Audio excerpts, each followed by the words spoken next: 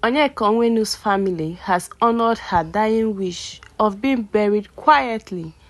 Yes, she asked them not to mourn too much, to bury her quickly and quietly, and to make merriment.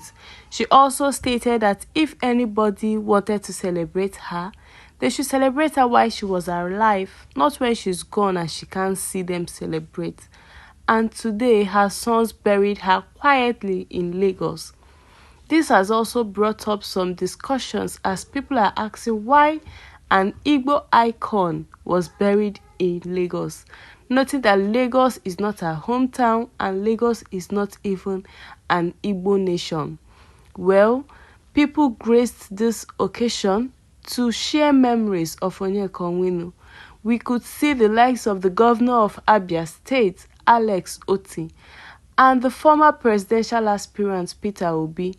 These two were also present on the day that she died, and we could see them come to share this moment with her closest families and friends. The pictures of her two sons were also displayed, as she has only two children. She is separated from the father of her kids, and she raised her kids alone up to master's degree level. They are both doing very well. She was very proud of them, but they lost her untimely at the age of 72, just after she finished the presentation. Well, I'll be sharing more details on her life as a single mother. Stay tuned. Thank you for watching this video. Research, New York. Onyeka worked as a Nigerian Television Authority newsreader and reporter, and wrote and presented the famous BBC/NTA documentary, Nigeria, A Squandering of Riches. She also presented and hosted the shows Contact and Who's On the NTA network. She also made her appearances in several Nollywood movies, including Widow's Court, Half of a Yellow Sun and Lionheart, Rising Moon and Government House. Initially, Onyeka kept her unhappy marriage life a secret. Still, she began to talk about her husband when she reached 70. She opened up about her failed marriage life and how she raised her sons as a single mother without the support of their father. Many people know very little about Onyeka's married life, while some don't know that she got married to a Muslim Yoruba man whose last name is Ogunlede. In an interview, the singer said that she didn't want her marriage to end with her ex-husband, but staying in the marriage would have killed her because it was difficult and made her suffer from depression. She also said that her husband didn't pay the fees of their children or buy them clothes, and he didn't even give her housekeeping money. The environment they were living in was not suitable for the children, so she decided to carry the weight of the whole family alone. The singer has only two sons, and their names are Tijani and Abraham Ogunlede. They are both artists. Onyeka Onwenu's sons are outstanding artists who showcase their exceptional skills and talents in their field.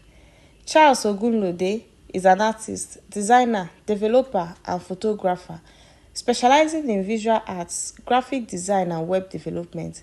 He is also the sole proprietor of Tijani Ogunlede, an independent graphic design and art photography company.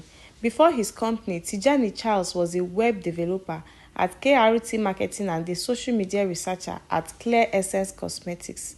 He also has a bachelor's in visual arts degree from the University of Maryland, Baltimore, and a new media degree from the Academy of Arts University. Onyeka's second son, Abraham, is a Nigerian contemporary artist who creates pastels and aesthetics, simple art that combines connections between society and personhood. Onyeka also mentioned that she raised her sons from kindergarten through to their master's degree without any support from her husband.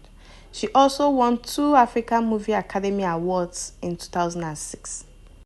I like how she keeps her movies simple. Like this movie, they were about 5 cast and the rest, but this movie still gave everything that it needed to give. So this movie is about a lady who is well-to-do and is married to a man who is still struggling. Yes, Bimbo was married to Timini and Timini was struggling. He was not financially okay. He was still chasing his dreams, looking for contacts, trying to get a deal and whatnot. Whereas Bimbo was well-to-do. Her mother owned a very big company and she was doing amazingly well in that company. Now, this wouldn't have been a problem if Bimbo's mom was not active in her life. Bimbo's mom in this movie is Shafi Bello. Yes, she was very active in her life. She had a picture frame in her daughter's house because they were living in Bimbo's house. Bimbo and Timini were living in Bimbo's house after their marriage, since she was the more well-to-do and they had a big mansion. But her mother's picture was there. Like, her mother's picture in the house was even bigger than her and her husband's picture. She had a key to the house. She could come at any time. And Bimbo gave her a lot of time. To be honest, when I was watching that movie, I was just getting impatient at both Bimbo and Timini. I was like, how are you people able to endure this? How are you able to keep calm at what this woman is doing? Someone needs to bring her, like, you need to sometimes remind people when they are doing you wrong that this thing you're doing doesn't make sense. You don't just allow it. And they were both allowing it, and the woman was just doing too much. She would say really hurtful things about Timini, how he's struggling, how he doesn't have anything, how the wife is settling what it, a lot of things like that. And I get her reasons. I get her reasons for doing that for her daughter. Yes, everybody wants their child to be comfortable. So this movie also brings the light why sometimes when women are the providers in the home, they don't let people know.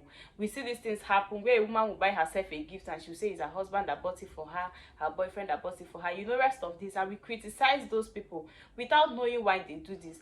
They are trying to save both themselves and their husband insults. We could see it in this movie that if Bimbo did not come out plainly to tell the mom that the husband was not rich, if she tried to cover up for the husband and say that this man is well-to-do, is very rich, his mom would not really have known that he was not doing well. But because she was open with the financial status of her husband, she exposed him to insults and demeaning words from the mom. So this also made me come back, because most times when I see people do this, I'm like, why? When they go out, they give the man the card to pay, they give him the cash to pay so that it will be as if he's paying, and you're like, why are you doing all those things? But these are some of the reasons, because if you hide that person, people will not know what is going on in your home, and you will save yourself a lot of stress, a lot of insults and the rest of it. And that was what Bimbo didn't actually do this in this movie. She was playing to her mom what her husband was doing, how her husband was chasing his dreams and the rest of it. But it was haunting her because this woman made life miserable for them as a couple. Another lesson for me in this movie was the fact that we need to heal, because by the time the movie was ending, we got to realize that why Bimbo's mom was doing a lot of what she was doing was because of her own past experience. Yes, she was well to have, her parents were doing very okay, and she ended up with Bimbo's father. Right now I'm talking about the movie, I'm sorry that I'm using their real names here. Bimbo answered Morenike in the movie. So Morenike's father, who was not doing well, she met him in the university, she fell in love and she married him, even though her parents warned her not to marry him. The man changed after their marriage, and at the end of it, he stole her money, her father's money, and ran away.